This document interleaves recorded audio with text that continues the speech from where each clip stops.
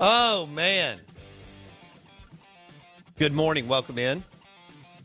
We are the Out of Bounds Show, 105.9 The Zone, ESPN. And the SEC Insider Hit this morning is brought to you by our friends at Blue Cross Blue Shield of Mississippi. It's good to be blue, the official health care provider of the Out of Bounds Show.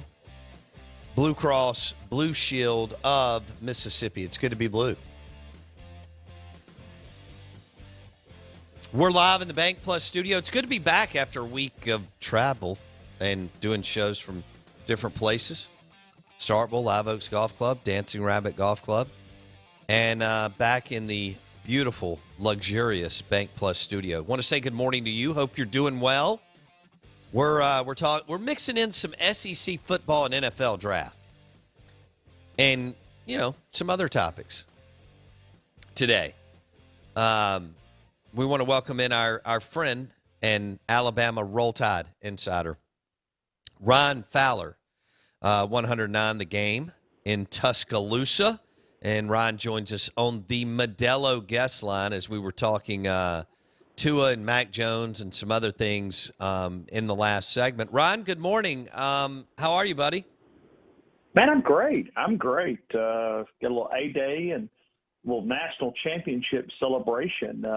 I was calling out Alabama fans yesterday because, they were talking about, like, well, okay, so are you going to the game? Does A-Day do it for you? And they were talking. No.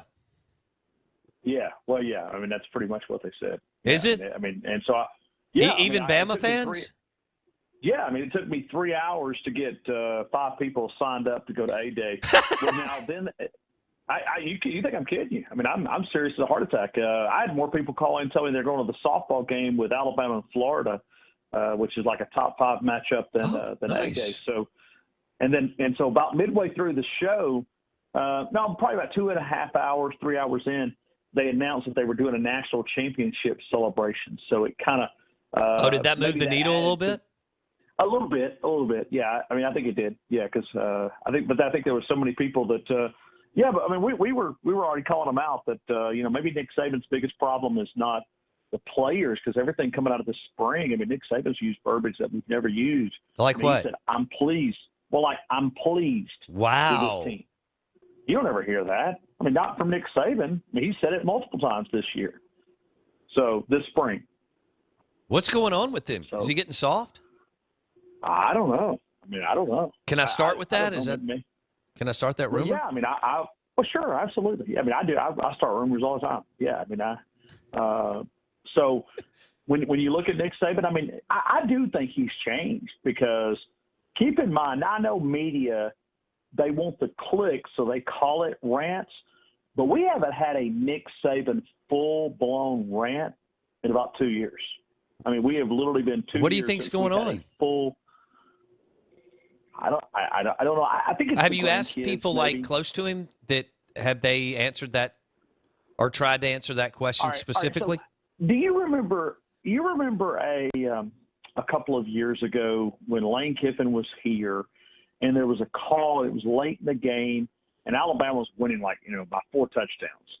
And I mean, he just absolutely exploded. They were running a jet sweep with like 2 minutes to go, and they fumbled the football. Yeah. And Lane, yes, okay. Well, that conversation, his granddaughter, little small granddaughter, said, "Papa, why are you so mad on TV? You were winning so big." And it got him. You could tell. So maybe that's what it is. Maybe he doesn't want his grandkids to see that version of Nick Saban. So maybe the grandkids have softened him up in public. But listen, he's still as rowdy as everything inside that practice facility. Sure. But, that's when the cameras are off. Yeah. Okay. Ryan Fowler, Tuscaloosa, Bama Insider, 109 The Game. His show. Ain't your show like 8 hours a day? Yeah, it is. Yeah. I thought so. Started. You're the Iron Man. You're the Cal Ripken of Sports Talk Radio. Well, we do 5 hours on Tuesday, and the only reason we do 5 hours on Tuesday, we do 4 every day, but 5 on Tuesday, because Martin Houston, former fullback in 1992, the national championship winning team, him and I partner together. He does mornings here starting at 6 a.m. And so we do a show together for 1 hour on Tuesday night. And it's more of a show that we send out to affiliates where they can play it. It's an hour show, and I don't want to say it's a generic Alabama show, but it's not really like, we don't take a lot of phone calls. It's just, hard hit meat and potatoes because people play it, all throughout the week. I mean, it's not somebody play on Saturday, so we don't say, hey, it's Tuesday night. It's just, we do it Tuesday here, but then we send it out to a lot of different affiliates. Okay. And what is this guy's name? Fullback? Mark? Yeah, Martin Houston. He was the second leading rusher behind Derek Lassick in 1992. So Martin is a business guy here in Tuscaloosa, does radio, and is also a pastor. So he's got his hands full, but we're able to work in 1 hour. And does he look like a fullback? I mean, is he built like a pork chop? Yeah, he's kind of like a guard in the backfield. That's what I thought. He's one of my best buddies, man. We knock out. I don't know if this is a bad thing, but we knock out Dreamland at least once a week, if not twice. Yeah, I mean, I don't want to make you jealous or anything, but yeah, we're. And so we were already doing it, so we're like, let's put this thing on the air. Can I say something to you? And I just need to be honest with you because we've become good friends over the years. Okay. I think Dreamland's overrated. And I love you. Really? Yeah, I do. I hope you don't hang up on me. Really? Yeah. Are you no, done? No, I'm not. No, I'm not going to hang up. So what is it? Is it the meat, or is it is it just the? Yeah, it's everything. I mean, I've been several times, but it just I think it's just that it's been around a long time. Well, let me. It's the nostalgia. You can. Yeah, well, and it is, but I think if you got to go with. Do I need to go with you since you're kind of an insider? Yes, you do. Okay. Yeah, because and it all depends on how you order because they're one of our sponsors. Oh, and so sorry. I walk in and no, you're fine. I'm not all in Tuscaloosa, so but you talking about I can lay down just the bread and sauce. Okay. I think of bread and sauce is something. But now that's another thing. Okay, you cannot get cold sauce. If that sauce is cold, send it back and ask them like heat temp wise, not spicy wise, because the hotter the temp that sauce is served, the better it is. Okay. So you got to go really, really hot sauce. All right. And I say hot as in temp, and just heat it up a little bit. And then the ribs, there's a certain way that you got to order those. Not just slap them out there. We love the big ends. It's just there's a lot of meat there. But sometimes we get lazy too, and you could do, they call it rib and chips, rib tips and chips. It's pretty good too. But all right, well, lazy man. I'm going with you this summer. Okay, yeah. Now, have you ever been to the original one with the dirt floor? Yes.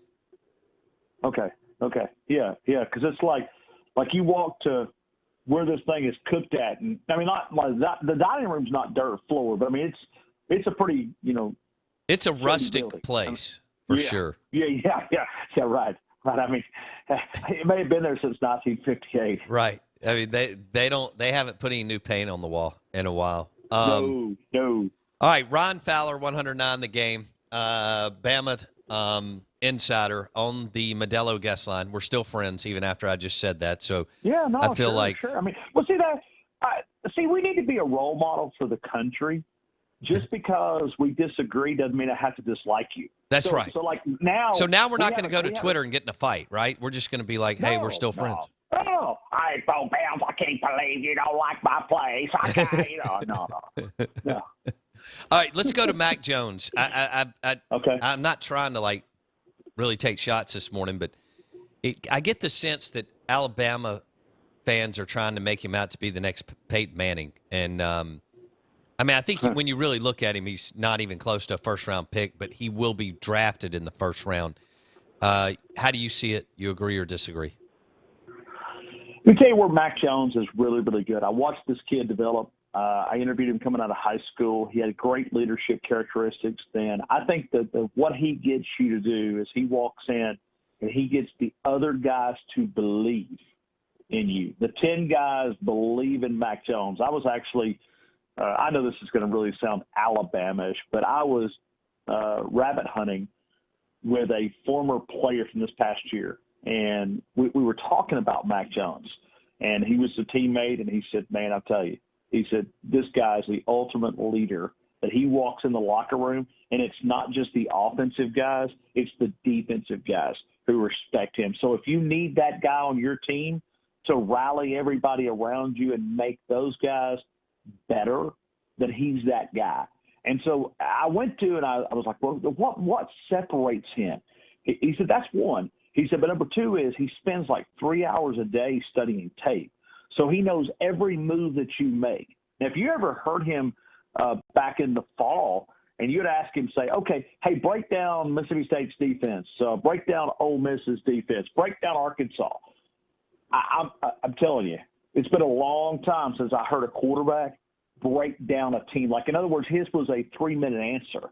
Like, he would go, well, 29's pretty good. He likes to slide in a lot, likes to cheat a little bit closer to the line. I mean, he'd break it down, like literally every position on that team.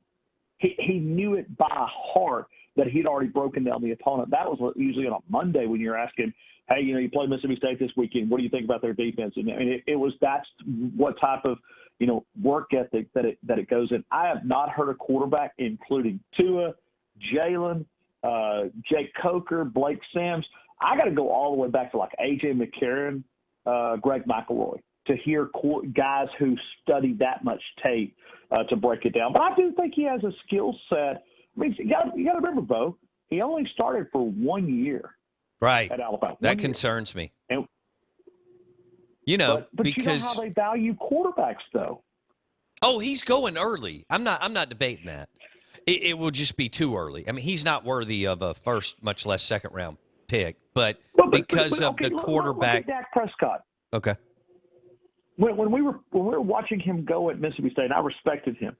Did you think he would be the starting quarterback for the Dallas Cowboys? Well, and making this type of money. I didn't know right then that he'd make $200 million. No, but I knew that he was playing with, basically a used Band-Aid and, an old sponge that you find in a sink at a hunting camp. So my point there, Ron, is that I knew that he didn't have one skill position player that was going to play in the NFL. And I thought he didn't have an offensive lineman that was going to play in the NFL, and he really didn't. See, that to me, and that's not a shot at Mac or Tua or whatnot, but is Dak Prescott better than Mac Jones and Tua Tagovailoa? Yes, by 1,000 miles. What Dak had to do was literally take the team on his shoulders and lead the way, whereas Bama's so good at every position. Not that Mac didn't make some big plays, but when you're that talented, you don't have to carry the whole load. No, and listen, I watched Dak Prescott play a ton, and not as much as you, but I mean, I watched and I always had respect for him. I'm a Dallas Cowboy guy anyway, so I pull for him now. But you just look at, the toughness that he showed. I mean, he was like the Energizer Bunny. I mean, he just kept on taking hits. He just kept going and going and going and going. So when you look at Dak, and I'll never forget when he was asking the pros, he said, was that the hardest you've been hit? He goes, no, I played Alabama 4 years. Look at 2015. I'm surprised he didn't end up in an ambulance. Great point. The Mississippi State offensive line was more La Monroe than SEC standards. Okay, and so what Alabama's front did to him that day was, Dan Mullen should have been arrested. But anyway, so Mac Jones. All right, so Tua struggled last year, and there's discussion around. I want to see what you think here. I was listening to some people talk about Tua, and they like him. I know he's a nice kid, but they were talking about how he's passive. He's not really an alpha, that his dad's a big personality and kind of led the way for it. And then he played for a coach that obviously sucks all the oxygen out of the room, which isn't a bad thing at the collegiate level. And so he never really had to be the man. And all of a sudden at Miami, he's having a couple of games where he's throwing for under 100 yards, which is hard to do in the NFL this day and age. And he's, slight in stature and so on.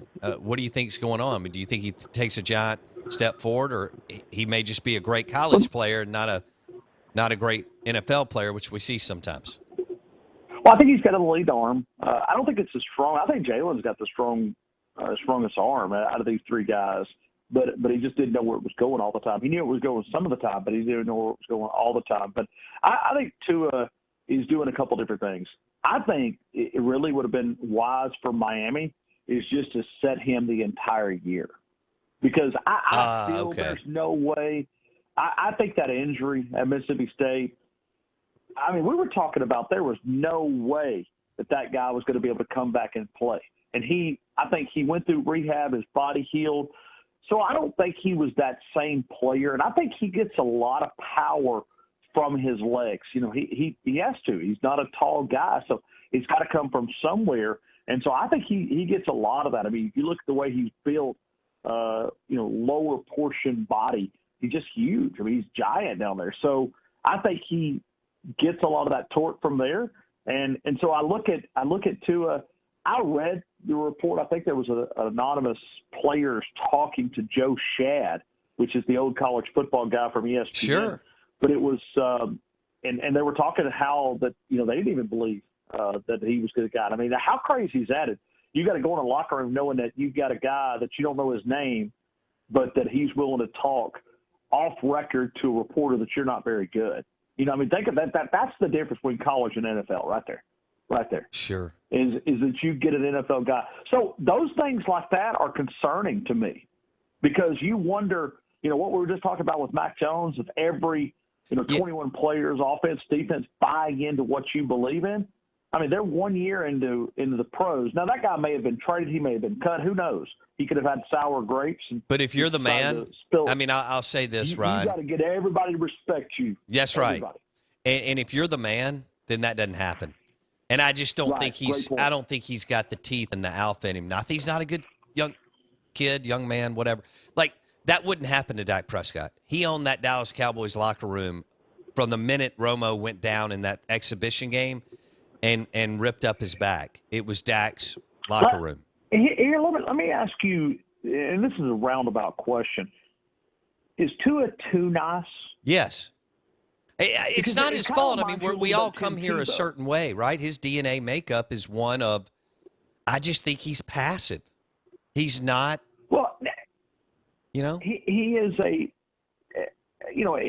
mean, as Nick Saban said, he said, Tua's made me polite. I'm over here saying thank you and yes, ma'am. I mean, it's like, so Tua's just one of those guys that's just like super, super nice. And maybe that does, come across a little bit. We've watched Brady bark at people on the sideline for 20 years. He's barked at his everybody but Belichick, but he's barked at his offensive coordinator, wide receivers, linemen. I just think you got to have that bite in you, Ron, to play that position. Look, if you're playing guard or outside linebacker or slot, it doesn't matter. You can mosey into the deal, do your thing, leave. It's all good. When you're QB1 in the NFL, different deal, my friend. You agree? No, I do agree. But I do see that bark. Okay, so write this down. April the 13th, 2021. Okay. Bo Bounds does not believe in Tua. Ron does. Put me in the yes category. Let's have this conversation this time next year and see if he has a different season. Because I believe in Tua. I think the kid now. I believe in Mac Jones maybe more than I do the other two guys. I think Mac Jones is going to have a big career in the NFL because I think he has. All right, I want you to know that will go against the last 20 years of trends. Just FYI, if you track NFL, like guys from Alabama that don't, every now and then you have an outlier, but guys at Bama and Ohio State that don't have to carry the team, that don't face a bunch of 3rd and 11s, right? I mean, that literally just, your offense is a first down machine. You got crazy town around you. This will go against the NFL trend if Tua and Mac start both for 10 or 12 years, Ron. They'll be outliers. Okay. All right. Because, I'm going to take the other.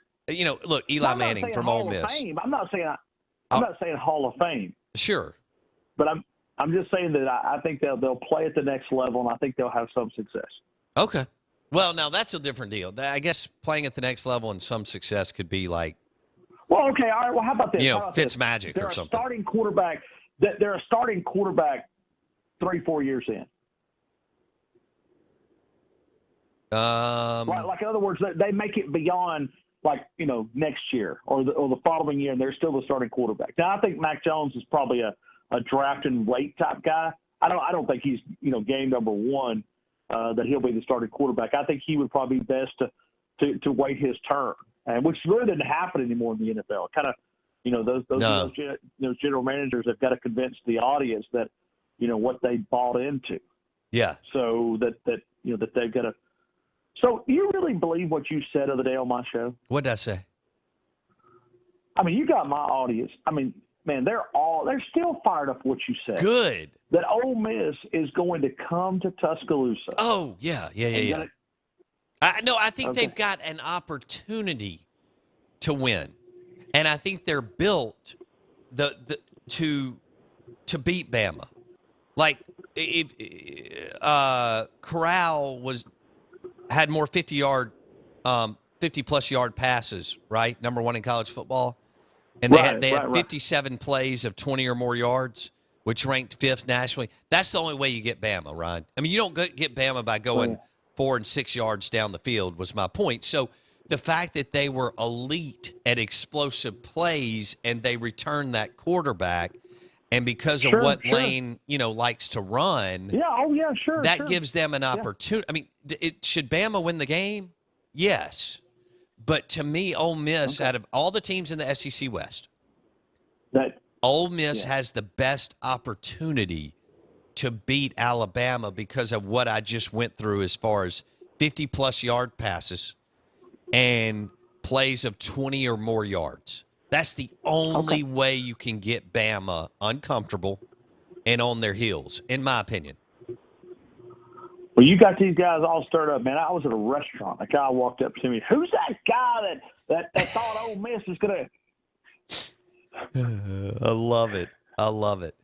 Well, the week of, I may end up predicting. Maybe you'll have me on, and I'll just say, who knows? Ole Miss is going to win 44-41. I mean, that's how they would have to win it in an absolute shootout. But I don't know about Bryce Young. What do you think? Is he going to be better than – I've only got like 20 seconds. Do you think Bryce Young's going to be like unbelievable or just good? Well, I mean, I'll say this. Bryce is so good, he's given Nick Saban trouble of not declaring he's the starting quarterback.